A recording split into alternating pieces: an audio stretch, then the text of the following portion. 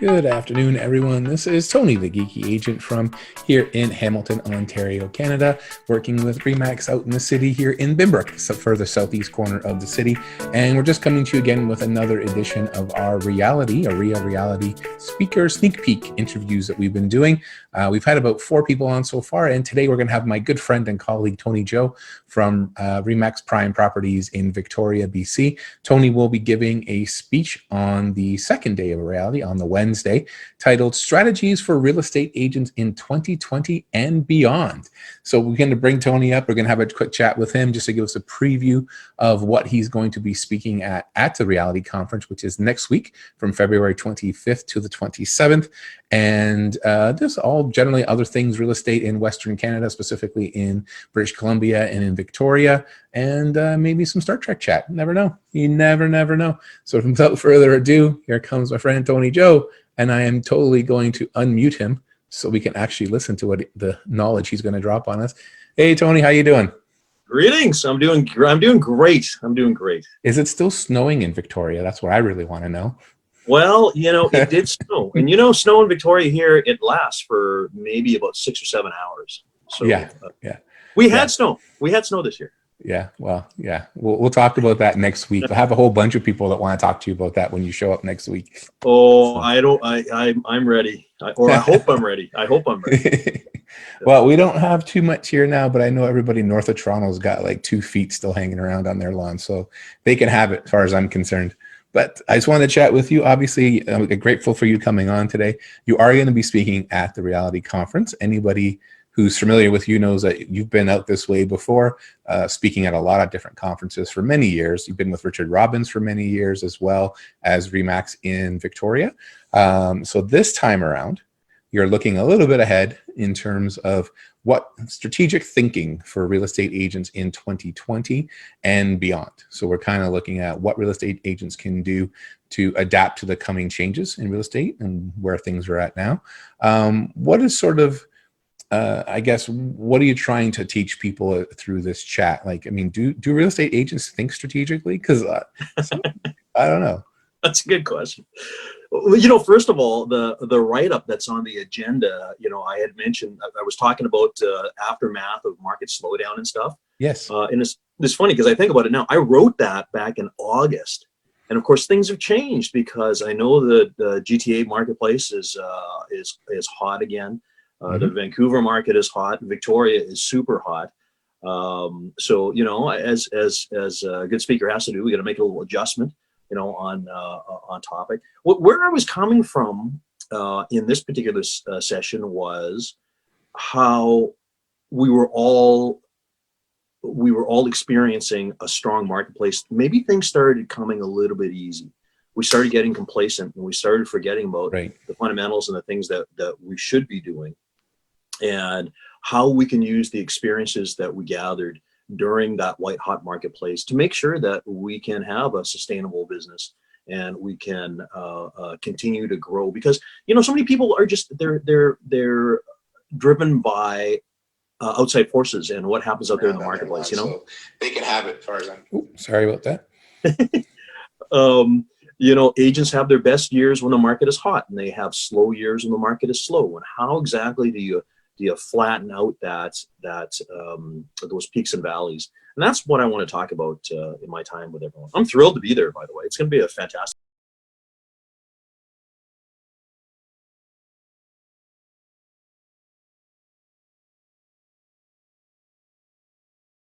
We maybe lost the feed just temporarily, but that's all right.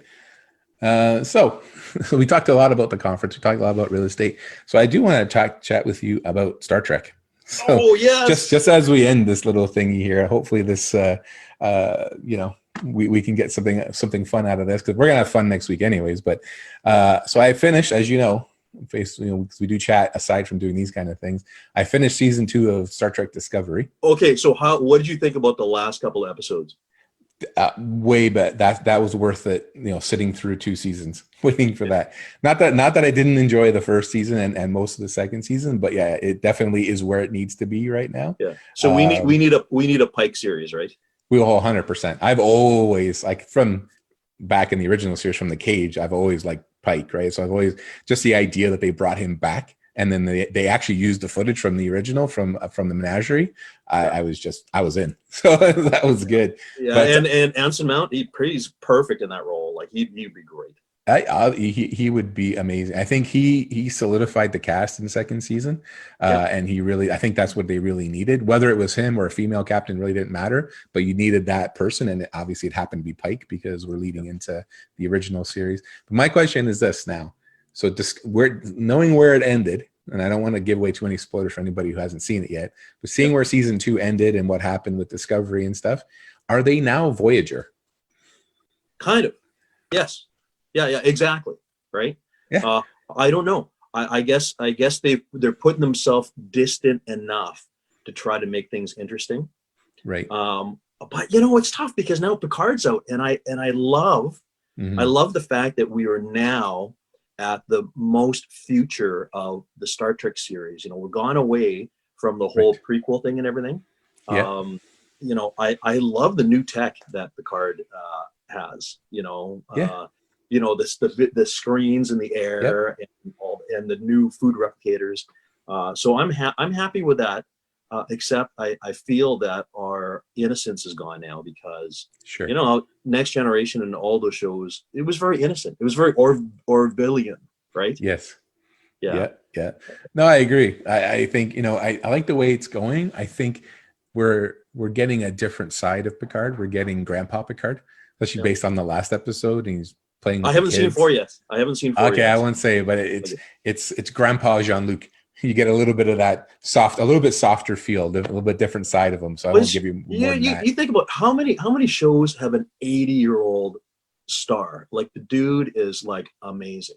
And does it well, right? I've been a Patrick Stewart fan forever, but I can't say enough about him. But he carries the show. He does it really well and stuff. I liked in the very first episode, what I do like a lot is that they're not trying to make him into a superhero.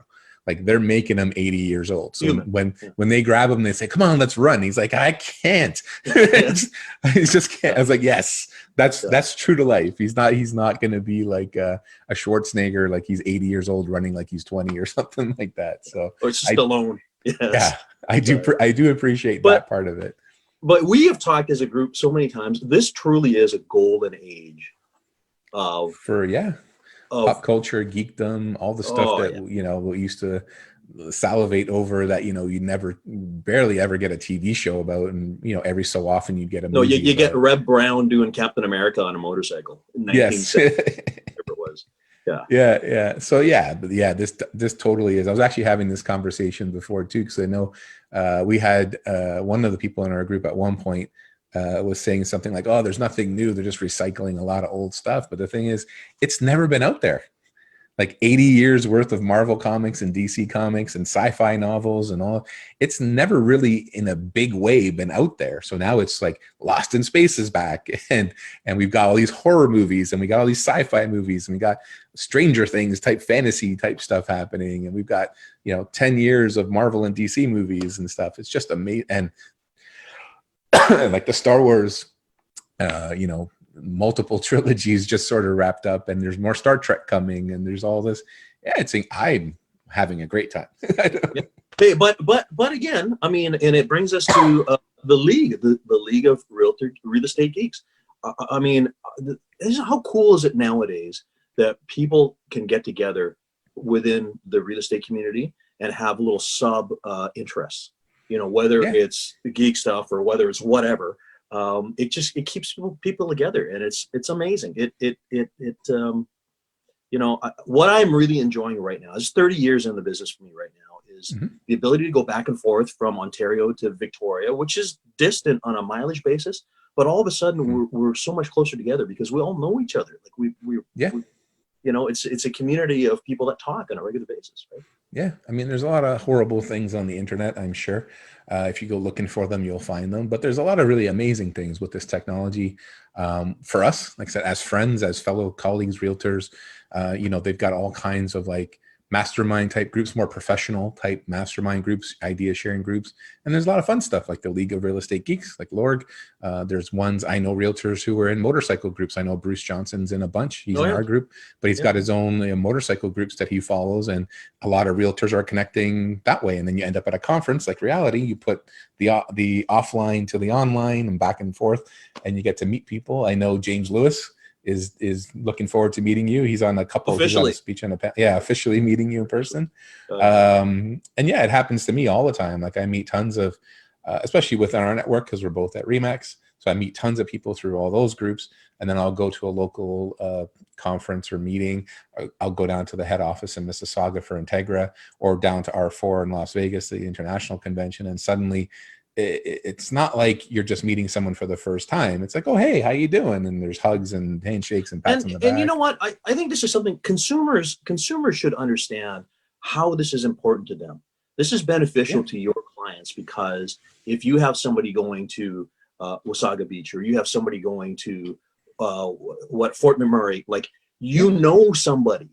It's not like you're just getting a name out of a book hoping to get a 25% referral. It's you have a friend.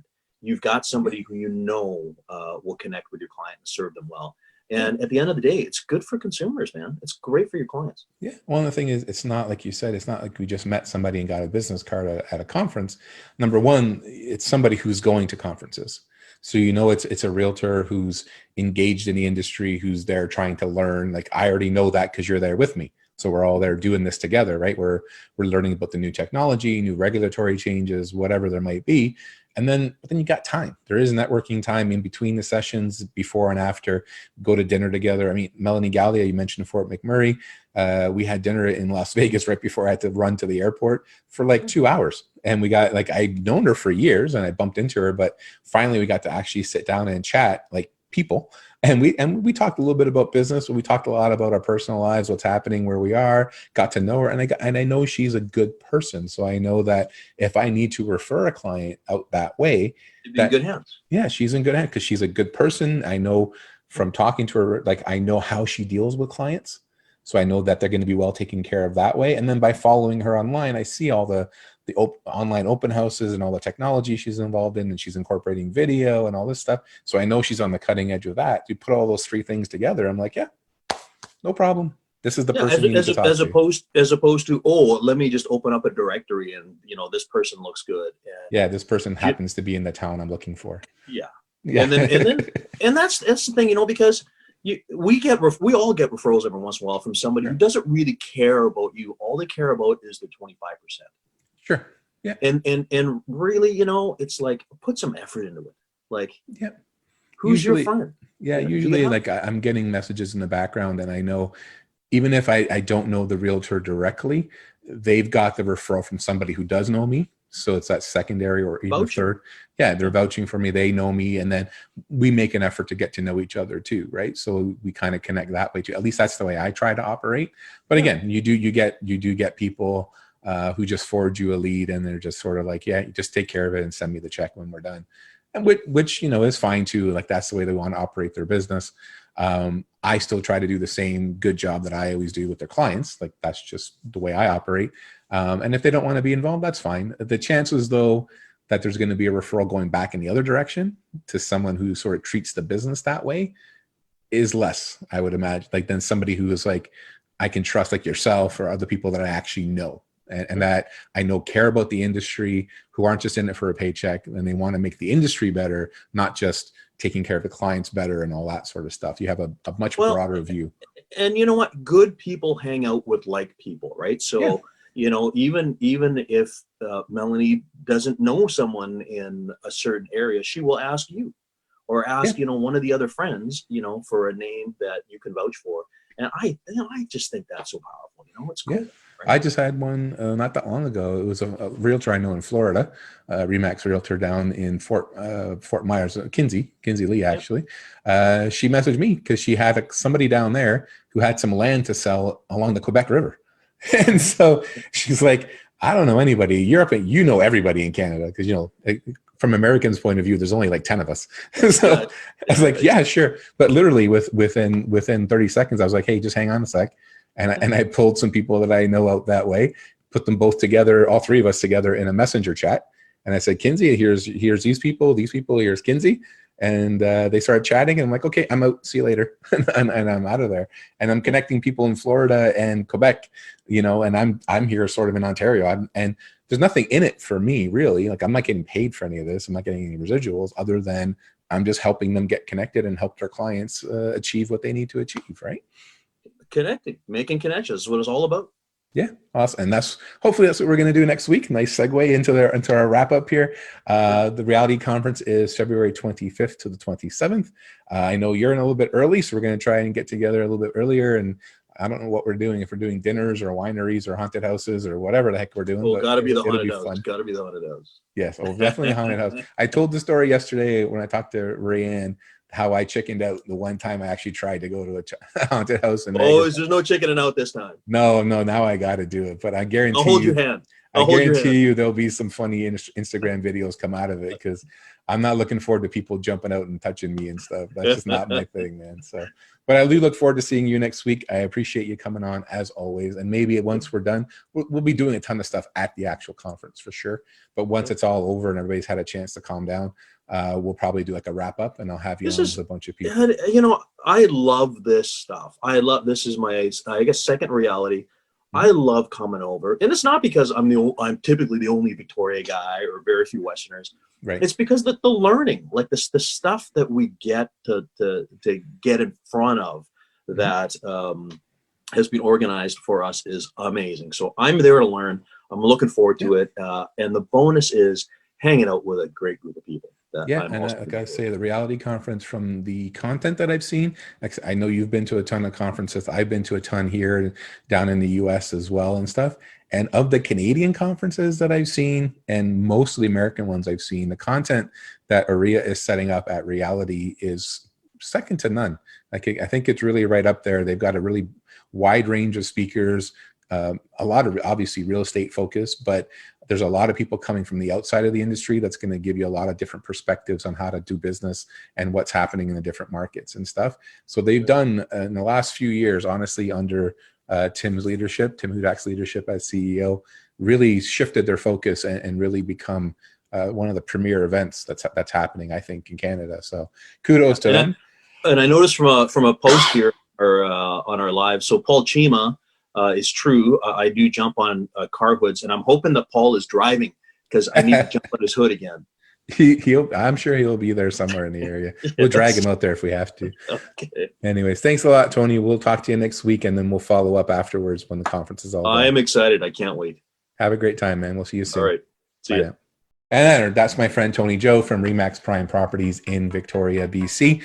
He will be at the Reality Conference next week on the Wednesday, the second day, the February 26th, giving his 30-minute address titled Strategic Thinking for Real Estate Agents in 2020 and Beyond. So he'll be talking about some technology and that sort of stuff, but a lot about just thinking about the business and how to organize the business so you're not in a feast or famine type mode, and you've got some time for personal stuff too.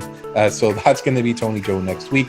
In addition, as I mentioned, Tony's an ambassador, as I am, for OREA. So we are going to be all around the conference doing a bunch of different things.